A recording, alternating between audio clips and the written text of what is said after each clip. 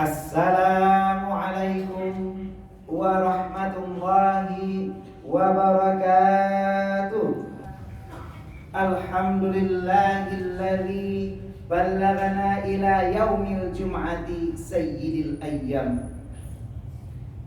Wassalatu wassalamu ala sayyidina wa habibina wa syafi'ina wa dhukhrina wa maulana Muhammad sallallahu alaihi wasallam khairul anam wa ala alihi wa sahbihi qamu lailata ramadhan bil qiyam amma ba'du. Qala Allah ta'ala fil Qur'anil azim wa huwa asdaqul qailin. A'udzu billahi minasy syaithanir rajim. Bismillahirrahmanirrahim. Ya ayyuhalladzina amanu taqullaha haqqa tuqatih wa la tamutunna illa wa antum muslimun.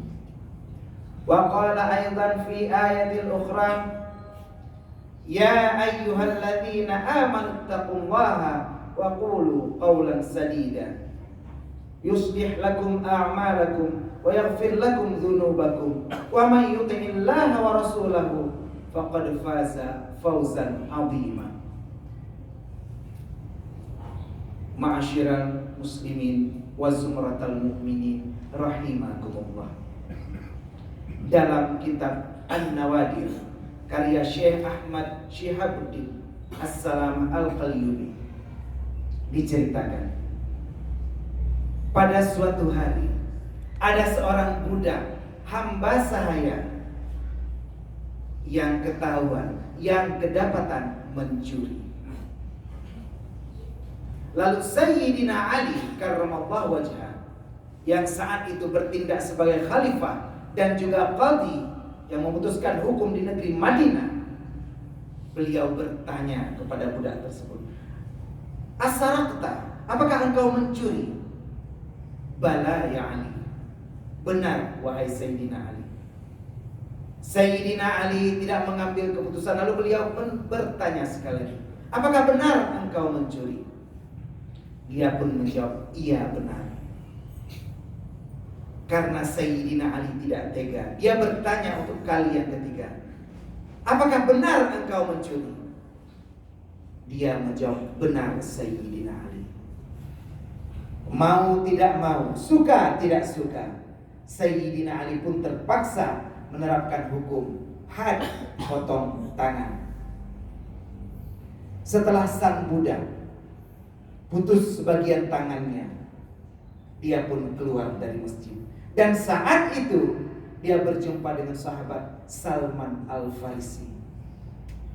Salman Al-Farisi adalah salah seorang sahabat Rasulullah yang berasal dari Persia, di mana kita ketahui banyak sahabat Rasulullah berasal dari negara-negara yang berbeda. Ada Bilal bin Rabah yang berasal dari Nubia, dan juga ada Salman Al-Farisi yang berasal dari Persia. Saat itu beliau bertanya, mengapa tanganmu sudah buntu?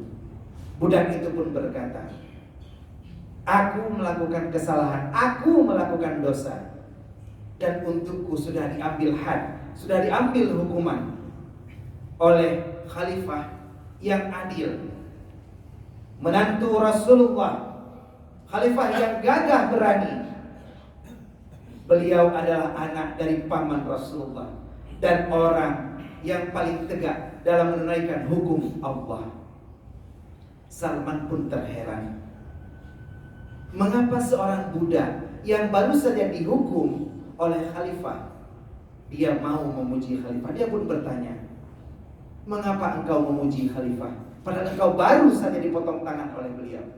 Dia berkata, inilah wujud dari pemimpin yang adil, dan aku rela bila hukuman yang diambil ke atasku merupakan suatu keadilan berdasarkan Al-Quran dan Sunnah dari Rasulullah. Salman pun berjumpa dengan Sayyidina Ali dan dia menceritakan tentang ihwal dari budak ini. Lalu Sayyidina Ali pun menjumpai sang budak tersebut. Benarkah yang kau katakan wahai budak? Iya, aku rela apabila hukuman yang diambil kepadaku oleh imam yang adil. Dan beginilah seharusnya negara-negara kita akan dipimpin oleh pemimpin-pemimpin yang adil. Saat itu Sayyidina Ali pun mengambil potongan dari tangan orang tersebut dan menyatukan kembali. Dan biiznillah, dengan kuasa Allah, dengan doa pemimpin yang adil, dan dengan semangat budak yang taat melaksanakan perintah Allah, Allah sambungkan kembali tangan budak tersebut. Alhamdulillah, hari ini kita berada di rumah Allah. Kita berada sambil berniat i'tikaf. Nawaitu an a'takifa fi hadzal masjid sunnatan lillahi ta'ala. Semoga dengan niat kita yang ikhlas dan istiqamah menjalankan ibadah kepada Allah, Allah akan berikan kucuran rahmatnya kepada kita semua yang hadir di Masjid Al-Mabrur Junda. Allahumma ja'al hadza jam'ana jam'an marhuma wa tafarruqana min ba'dihi tafarruqan ma'suma. Allah berfirman, Rasul bersabda, dan Ugi berkata, semoga salawat beriring salam akan selalu tercurahkan, tersajikan dan tersanjungkan kehadiran Nabi besar Muhammad sallallahu alaihi wasallam, di mana Nabi Muhammad selalu menggalakkan kita, menggiatkan kita, menggemarkan kita untuk selalu berbuat kebaikan dan amal saleh. Salah satunya Rasulullah bersabda, kullu mri'in tahta dhilli shadaqatihi yaumal qiyamah. Setiap manusia, kita semua yang hadir di hari ini akan berada di bawah naungan sedekahnya di hari kiamat kelak. Hari ini dengan celeng yang beredar di masjid yang akan kita gunakan untuk membangun rumah Allah dan memperluas masjid ini, insya Allah sedekah kita bukan akan mengurangi harta kita, bahkan akan bertambah dan bertambah. La yaqusu malun bi shadaqatin bal yazdad. Dan inilah maksud daripada kalam Allah. Surat An-Naml 160. Man jaa'a bil hasanati falahu asyru amsalha. Barang siapa yang mengerjakan suatu kebaikan, maka baginya 10 balasannya. Imam Hasan Al-Basri pernah pada suatu hari kedatangan 6 orang tamu yang hendak bertanya tentang hukum agama. Lalu dia berusaha untuk menjamu tamu tersebut. Dia memanggil pembantunya. Apa yang ada makanan untuk menjamu tamu? Karena Rasulullah pernah bersabda, "Man kana yu'minu billahi wal yawmil akhir falyukrim dhaifahu." Barang siapa beriman kepada Allah dan hari akhirat, maka hendaklah memuliakan tamunya. Pembantunya berkata, yang ada hanyalah air putih dan sepotong roti. Karena sepotong roti tidak cukup untuk 6 orang tamu, maka Imam Hasan Basri berkata, carilah orang fakir miskin, sedekahkan sepotong roti ini kepadanya. Dia pun lalu bergerak mengangkat air putih kepada tamunya. Dalam hatinya was-was dan dia menunggu sebentar-bentar melihat ke arah pintu. Tak lama kemudian datang lagi seorang tamu. Imam Hasan Basri pun bertanya, apa tujuanmu datang? Wahai Imam, aku datang untuk membawa hadiah kepadamu di atas nampan ini. Lalu Imam Hasan Basri membuka serbet di atas nampan. Ternyata dilihat ada 6 potong roti. Dia berkata, ini bukan untukku. Iya, aku hendak memberikan roti ini untukmu. Tapi bukan. Aku percaya janji Allah. Bila aku bersedekah 1, maka Allah akan membalas 10. Aku bersedekah 1 potong roti, dan aku menunggu balasan Allah 10 potong roti. Orang ini pun kembali ke rumahnya dan mengambil 4 potong roti lainnya dan bersedekah kepada Imam Hasan Al-Basri. Begitulah karunia daripada sedekah. Bahkan apabila kita mau bersedekah ke rumah Allah ini, maka Allah berfirman di surat Al-Baqarah, "Matsalul ladzina yunfiquna amwalahum fi sabilillah kamatsali habbatin ambatat sab'a sanabila fi kulli sumbulatin mi'atu habbah wallahu yudha'ifu liman yasha' wallahu wasi'un alim." Perumpamaan jamaah di Masjid Al-Mabrur yang menginfakkan hartanya, mewakafkan hartanya, menyedekahkan hartanya di rumah Allah, maka Allah akan membuatnya sebagaimana sebutir padi yang menumbuhkan satu batang. Di setiap batang menumbuhkan 7 cabang, dan setiap cabang menumbuhkan 100 bulir. Satu berganda dengan 700. Inilah fadilah daripada sedekah yang diajarkan oleh Rasulullah kepada keluarganya, sahabatnya, tabi'in, tabi'in, ulama mutaqaddimin, ulama mutaakhirin, serta ulama yang mu'tabar. Kata-kata ikramah wa ta'dhiman ulun tuan kepada Al-Mukarram Imam Syekh Masjid Al-Mabrur Sunda, Abah yang mulia. Seterusnya kepada pengurus dan BKM Masjid Al-Mabrur, terutama kepada Tuku Fahrul yang telah mengundang dan mempersilahkan ulun tuan. Seterusnya kepada urusi ulun tuan, para tetangga, handai tolan, sahabat, serta Abu, Abi, Abia, Walid dan Tengku, seluruh jamaah yang hadir di rumah Allah hari ini. Allah bersaksi bahwa kita semua yang hadir pada hari ini adalah orang yang beriman kepada Allah. Innama ya'muru masajidallahi man amana billahi wal yawmil akhir. Sesungguhnya orang yang memakmurkan masjid Allah ialah orang yang beriman kepada Allah dan hari akhirat. Terlebih lagi kita berniat untuk membantu perluasan Masjid Al-Mabrur ini. Maka Rasulullah pun bersabda, "Membana masjidan." Barang siapa yang membina, yang membangun, yang memfasilitasi pembangunan suatu masjid, banallahu lahu baitan fil jannah, maka Allah akan membangunkan baginya suatu bangunan di dalam syurganya Allah. Satu bangunan tinggi setinggi 70 lantai. Satu lantai terdiri dari 70 kamar. Satu kamar terdiri dari 74 tidur. Dan 70 tempat tidur itu masing-masingnya memiliki 70 bantal. Di atas satu bantal telah tidur 70 orang bidadari yang menunggu kita semua yang bersedekah dan berniat membangun rumah Allah. Insya Allah, amin, amin ya rabbal alamin. Ma'asyiral muslimin wa zumratal mu'minin rahimakumullah. Hari ini 19 Ramadan 1440 Hijriah, ternyata tanpa kita duga hari ini bertepatan dengan 3 fenomena agung, 3 fenomena besar. Di sini berkumpulnya 3 penghulu, yaitu yang pertama Sayyidus Syuhur, penghulu segala bulan, yaitu bulan Ramadan. Yang kedua Sayyidul Ayyam, penghulu segala hari, yaitu hari Jumat. Dan yang ketiga Sayyidul Ibadah, penghulu daripada ibadah, yaitu sholat. Dalam 15 menit ke depan akan kita coba bahas tentang ketiga ibadah ini.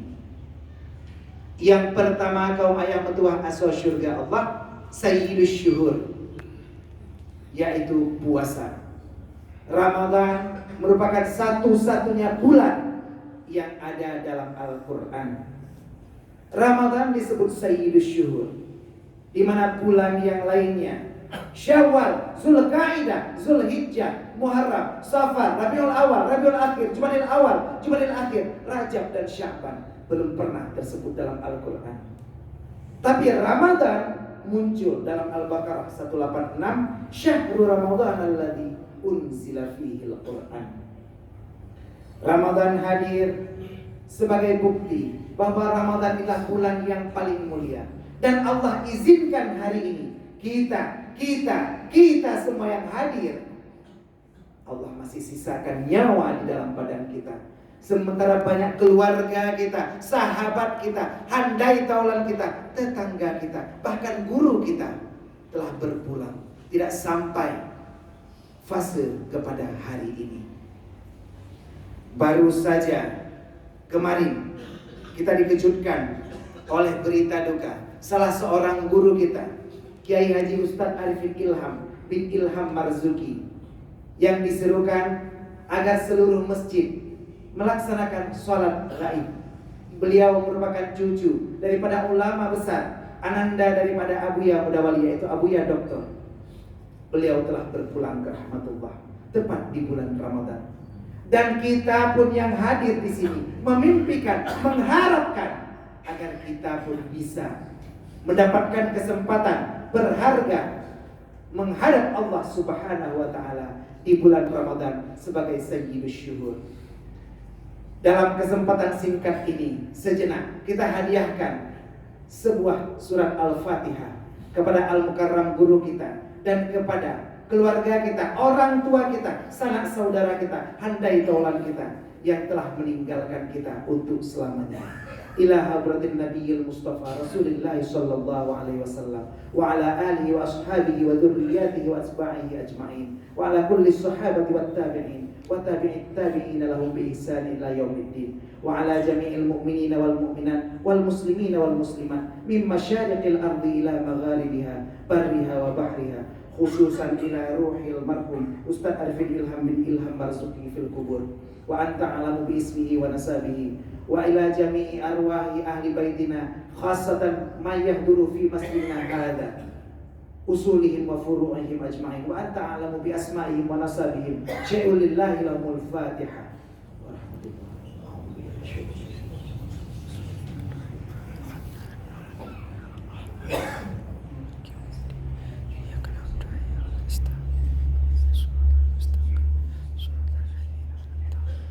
Alhamdulillah, semoga Fatihah yang kita niatkan akan disampaikan dan juga akan dilakukan oleh orang lain kepada kita.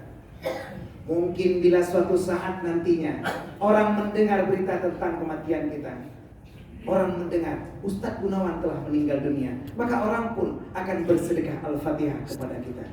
Jangan sekarang, saya masih mau hidup lebih lama. Begitulah fadilah daripada sayyidus syuhur bulan Ramadan. Bagaimana Rasulullah bersabda dengan sebuah hadis qudsi dari Allah Subhanahu wa taala. Kullu amalin bani Adam. Setiap amal anak Adam lahu illa shaum, kecuali puasa. Semua amal anak Adam bisa mi'ati dhifin. Semua amal anak Adam dengan dibalas 10 sampai 700 illa shaum fa innahu li wa ana ajzibi. Karena puasa yang dikerjakan oleh kita semua hanya akan dibalas oleh Allah. Bukan hanya 10, bukan hanya 700, akan tetapi tak terhingga. Sehingga Rasulullah bersabda, "Man shama Ramadhana imanan wa ihtisaban, ghufira lahu ma taqaddama min dhanbi." Barang siapa di antara kita orang yang beriktikaf di Masjid Al-Mabrur hari ini, yang berpuasa di bulan Ramadan, kering kerongkongannya hari ini, maka Allah akan ampunkan dosa-dosanya yang telah lalu.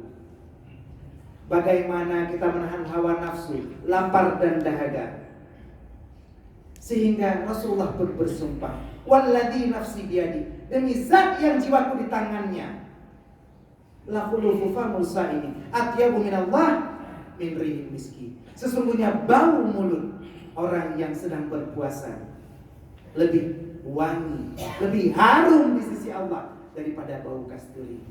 Mungkin sesaat lagi bila ada orang yang di samping kita tertidur lalu membuka mulutnya di hadapan kita, saat itulah tercium bau kasturi yang Allah puji di bulan Ramadan.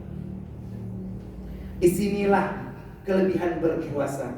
Kita tahu berpuasa ini ada 3 tingkatan. Ada puasa awam yang hanya menahan nafsu, lapar dan haus. Ada puasa khawas, yaitu puasa tingkatan khusus yang menjaga mata, telinga dan seluruh panca indera dari perbuatan. Bukan hanya membatalkan puasa, akan tapi juga membatalkan pahala puasa. Dan yang ketiga, puasa khawasul khawas, yaitu puasa di mana kita membentuk diri agar menjernihkan hati, mensucikan hati, mengingat Allah sebagai satu-satunya zat yang kita sembah. Dengan puasa yang kita lakukan dalam bulan Ramadan sayyidus syuhur, maka kita akan terbentuk akhlak dan etika, di mana Rasulullah bersabda, barang siapa yang berpuasa Ramadan lalu menjauhi 5 hal yang dilarang, yaitu berdusta, riba, namimah, sumpah palsu dan melihat hal yang dilarang, maka sempurnalah puasanya. Inilah puasa yang mencerminkan akhlak yang diajarkan dalam ilmu tasawuf. Ma'asyiral muslimin wa sumratal mu'minin rahimakumullah. Kita masuk dalam yang kedua, yaitu Sayyidul Ayyam, hari Jumat. Saat saya mulai naik ke atas mimbar saya dipersilahkan oleh Tengku Fakhrul dengan membacakan sebuah hadis daripada Abu Hurairah. An Abi Hurairah radhiyallahu anhu qala.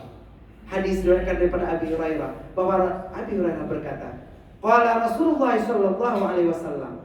Rasulullah pun telah bersabda, "Inna yaumal jum'ati sayyidul ayyam." Sesungguhnya hari Jumat itu adalah penghulu segala hari. Wa hajjul fuqara wal masakin, dan menjadi pahala haji bagi kita orang fakir dan miskin yang belum Allah izinkan langkah kita menuju tanah suci. Fa idza sa'idal khatibu 'alal mimbar, apabila khatib naik ke atas mimbar, fala yatakallamu ahadukum, maka janganlah kamu berbicara. Tidak perlu lagi bertanya, kamu dulu 01 atau 02, tak lagi ada gunanya. Wa may yatakallam faqad lagha, barang siapa yang berbicara maka sungguh dia telah berbuat sia-sia. Wa man lagha fala jum'atalah, yang berbuat lagha maka tidak ada pahala baginya. Ansitu wasma'u wa'atimu, diamlah, dengarlah dan taatilah, agar kita mendapatkan fadilah daripada sayyidul ayyam. Di dalam hari Jumat ada juga suatu saat, suatu waktu yang Allah ijabahkan doa di situ.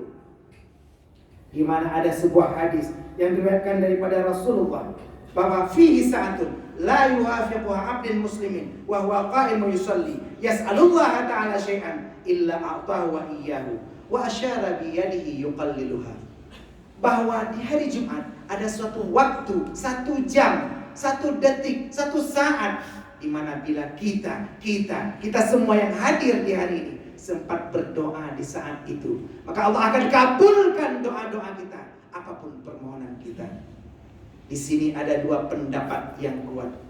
Pendapat pertama yaitu dengan cara kita berdoa saat khatib duduk di antara kedua khutbah sampai waktunya imam mendirikan sholat Jumat. Dan ini adalah pendapat Imam Nawawi dalam hadis Rasulullah, dia ma baina aidil imam ila an tuqdas salatu. Dan pendapat kedua, hadis diriwayatkan oleh Jabir, yaumul jum'ah 12 sa'ah.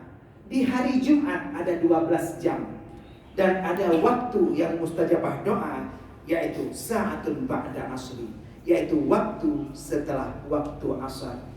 Gunakan kesempatan kita di hari Sayyidul Ayyam ini untuk berdoa, meminta kepada Allah dengan segala keluh kesah kita, gundah gulana kita, dan risau hati kita. Semoga Allah mengijabah doa kita. Yang terakhir, saudara tua asal surga Allah, kita berjumpa dengan Sayyidul Ibadah, yaitu sholat. Sejenak sebentar lagi kita akan melaksanakan sholat Jumat, di mana al-khutbatani fiha badlu raka'ataini minad duhur. 2 khutbah pada hari ini adalah pengganti 2 rakaat sholat duhur. Kita hanya melaksanakan 2 rakaat sholat duhur. Akan tetapi ini bermakna duhur pada hari sebelumnya. Kita melaksanakan sholat sebagaimana diajarkan oleh Rasulullah. Sallu kama ra'aitumuni usalli. Sholatlah engkau sebagaimana engkau melihat aku sholat.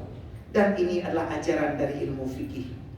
Saat kita berdoa di hari Jumat di Sayyidul Ayyam kepada Allah, hanya kepada Allah yang laisa kamitslihi syai'un wa huwas samiul basir, dan ini adalah wujud dari ilmu tauhid, maka salat adalah wujud dari ilmu fikih. Orang yang selalu melaksanakan salat, maka Allah akan menjamin rezekinya. Hari ini kita punya pendapatan 5,4 juta. Kita punya gaji 1 bulan 5.400.000. Akan tetapi bila kita tidak memakmurkan masjid, kita tidak salat 5 waktu berjamaah di dalam masjid, maka Allah akan kurangi rezeki kita dibagi dengan 27. 5.400.000 dibagi 27, maka sisanya hanya 200.000 rupiah. Dan inilah yang terjadi dalam kehidupan kita.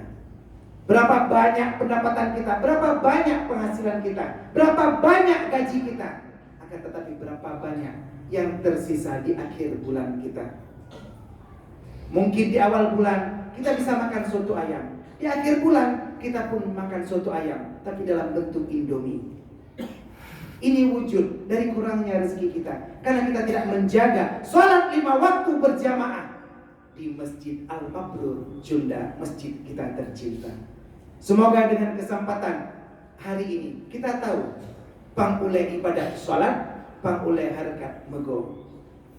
Di saat ini kita laksanakan ibadah sholat 5 waktu berjamaah di sini, dan kita gunakan masjid sebagai base camp tempat kita mencari pahala dan ridha Allah. Inilah saja dapat saya sampaikan pada kesempatan singkat ini. Semoga menginspirasi dan memotivasi kita semua dalam mencari kelebihan dari 3 penghulu, yaitu Sayyidul Syuhur bulan Ramadan, Sayyidul Ayyam hari Jumat, dan Sayyidul Ibadah yaitu sholat. Kita masuki ke dalam rukun 2 al-khutbah. Alhamdulillah, alhamdulillahi rabbil alamin, wa bihi nasta'inu ala umurid dunya waddin. Ashhadu an la ilaha illallahul malikul haqqul mubin, wa ashhadu anna sayyidana Muhammadan abduhu wa rasuluh sadiqul wa'dil amin. Allahumma salli wa sallim ala sayyidina Muhammadin asyrafil anbiya'i wal mursalin wa ala alihi wa sahbihi ajma'in.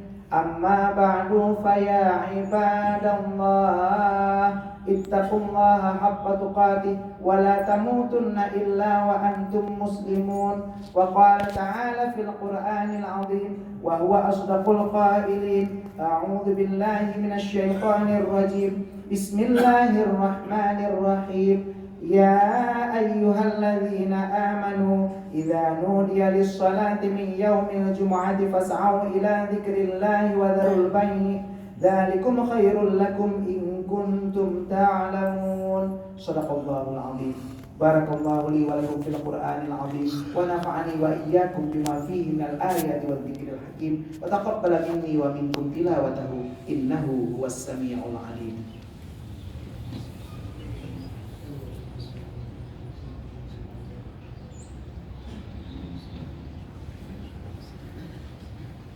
Alhamdulillah, alhamdulillahi wahdah, asyhadu an la ilaha illallah wahdahu la syarika lah, wa asyhadu anna sayyidana Muhammadan abduhu wa rasuluh la nabiyya ba'dah. Allahumma salli wa sallim ala sayyidina Muhammadin hadiyil ummah wa ala alihi wa sahbihi wa mawala wa man tabi'ahu ila yaumil qiyamah. Amma ba'du, fa ya ibadallah